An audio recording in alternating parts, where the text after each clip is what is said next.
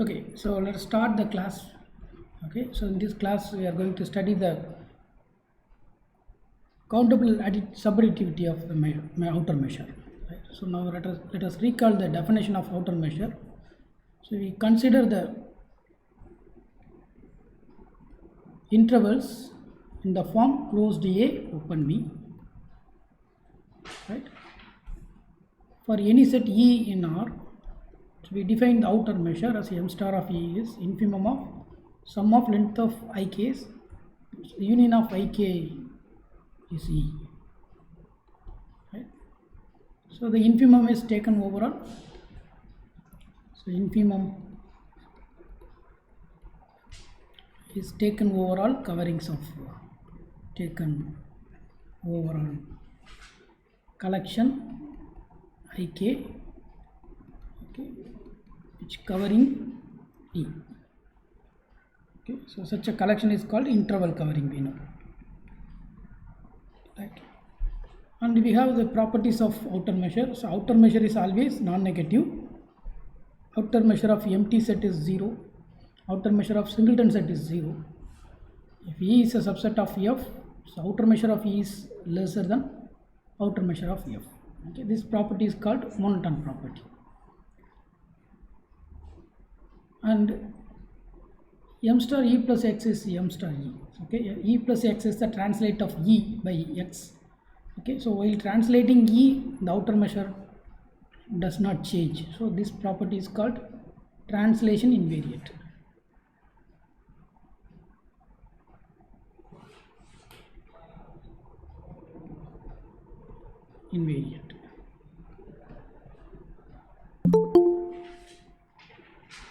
Right? And also we will often use the technique that suppose we want to increase the infinite sum by epsilon, then at each term we add epsilon by 2n, right? Then the total sum will be increased by epsilon, right? This is very simple by geometric, sum of the geometric series. So the right hand side, summation n from 1 to infinity alpha n plus epsilon by 2n. You separate this summation, so we have this alpha n plus summation, epsilon is taken outside, this is 1 by 2n. So summation 1 by 2n, so total value is 1. So summation 1 by 2n is 1, right? So this is summation alpha n plus epsilon. So if you want to increase an infinite sum by epsilon, okay, we add epsilon by 2n with each term, right? At the nth term you increase epsilon by 2n, right? So first term is increased by 1 by 2, second term increased by 1 by 4, and so on, right? So this technique will be used in this upcoming results often. Okay, so in the upcoming results we will use. So now we will prove the countable subadditivity of outer measure. So I write the theorem. So m star is countable subadditive.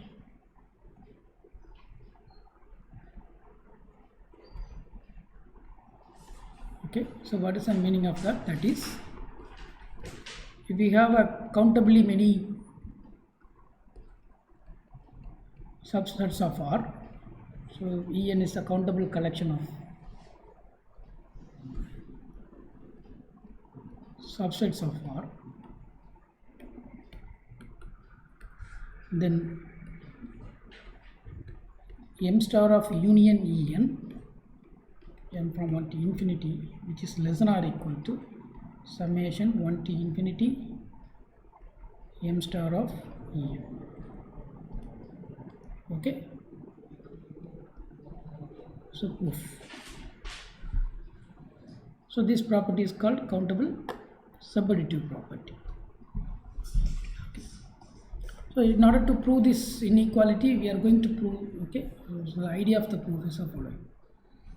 So to prove this inequality, we are going to prove that, right, we are going to prove that m star of, for every epsilon greater than 0, m star of union En, n from 1 to infinity, which is less than or equal to summation n from 1 to infinity m star of En plus epsilon. So we are going to prove this inequality for all epsilon. So we have to increase,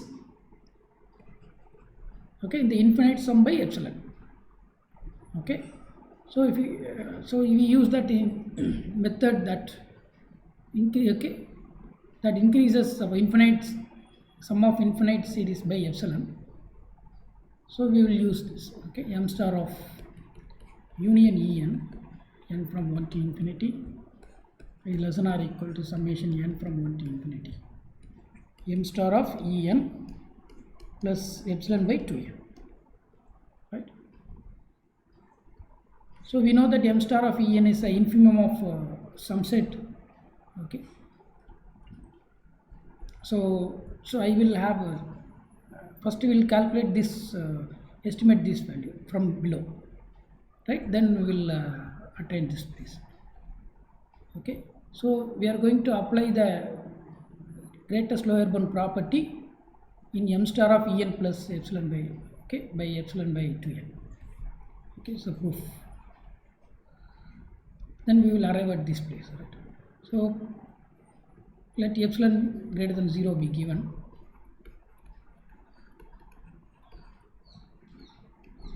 Okay, then for each n, right, for each n there is a collection ikn. I denote this by ikn. The ikn okay, m star, what is that m star of, we recall the definition of outer measure. For each n, m star of En is the infimum of summation L of ik, right, where En contained in union I. Right, we recall this definition. So here we know that infimum is taken over all collections of, okay, so a collection ikn covering En.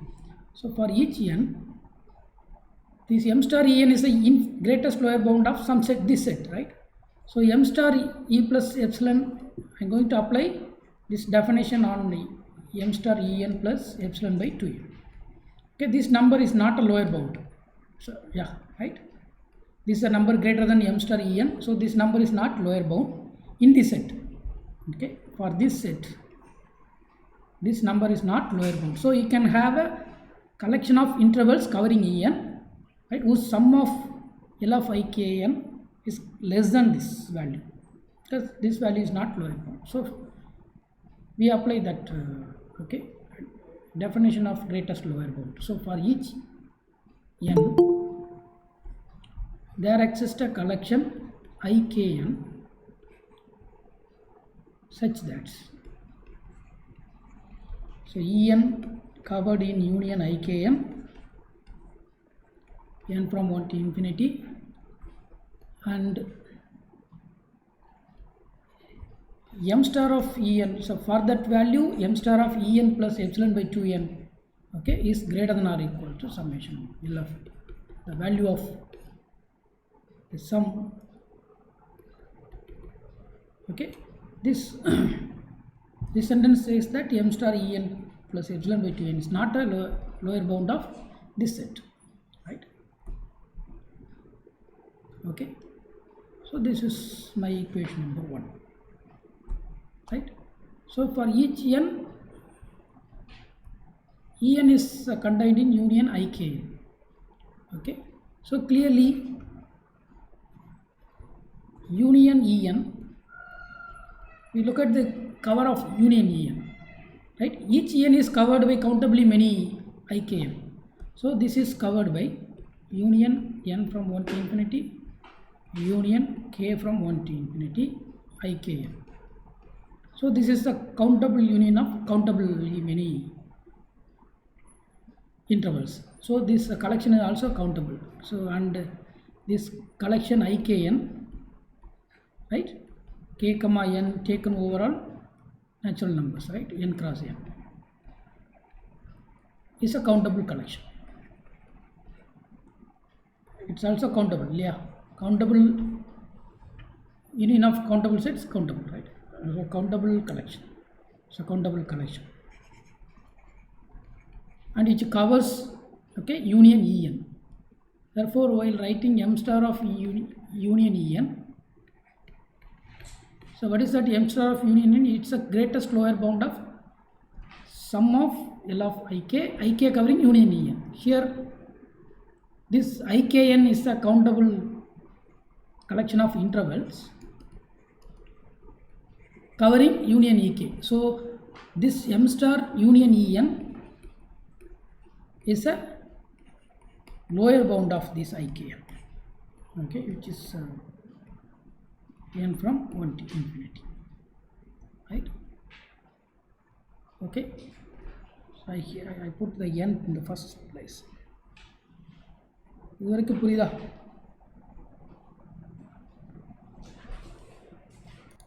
Now we apply the equation 1 in this place, right? Summation L of ik is less than or equal to m star En plus epsilon by 2. So this is less than or equal to summation n from 1 to infinity. Summation k from 1 to infinity L of ik is summation m star of En plus epsilon by 2. Okay, which is equal to, we separate this summation, we have m star of En plus summation n from 1 to infinity epsilon by 2n. Right, we take the epsilon out from the second summation, we have m star of En plus epsilon summation n from 1 to infinity 1 by 2n. So last summation value is 1, so summation n from 1 to infinity is m star of En plus epsilon, and which is less than or equal to m star of union En, n from 1 to infinity. Okay, so this epsilon is arbitrary value number, since epsilon greater than 0 is arbitrary. So we have m star of union En, n from 1 to infinity is less than or equal to summation, so n from 1 to infinity m star of En. Okay, so if you want to find the union of outer measure of the union En, right, then this value is estimated by sum of m star of. Okay, so now we will apply this countable subadditive property to find the outer measure of finite set. Okay, so this is an example. So we will find the outer measure, not only finite set, we can find the outer measure of countable set.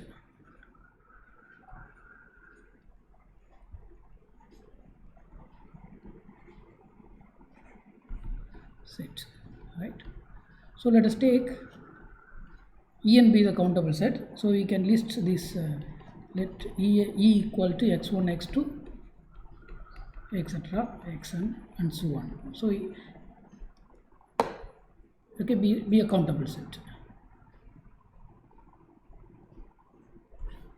Be a countable set. Then this E can be written as a countable, okay, countable union of singleton set. So xn, n from 1 to infinity. Okay, and then name this singleton set by En.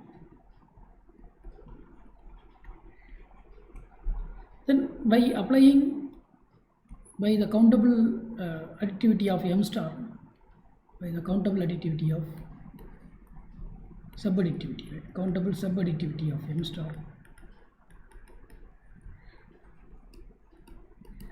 Okay, we write this m of E, that is equal to m of union n from 1 to infinity, right? This is, when I take En is singleton xn, then E is union of En, which is less than or equal to summation n from 1 to infinity m star of En.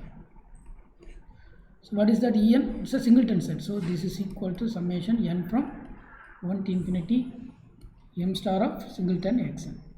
So we know that outer measure of singleton set is 0. Sum of these zeros is 0. Therefore we have found that m star of E is less than or equal to 0. But already we know that m star is always non-negative. Already, so we know that m star of E is greater than or equal to 0 for any a, right? So here also it is true. So on the one hand we have m star is less than or equal to 0, on the another hand we have m star is greater than or equal to 0. So therefore m star of E is equal to 0. So the outer measure of countable set is, hence the outer measure of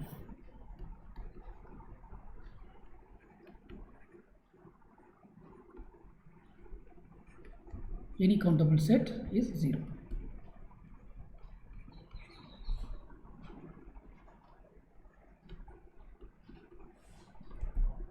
Okay.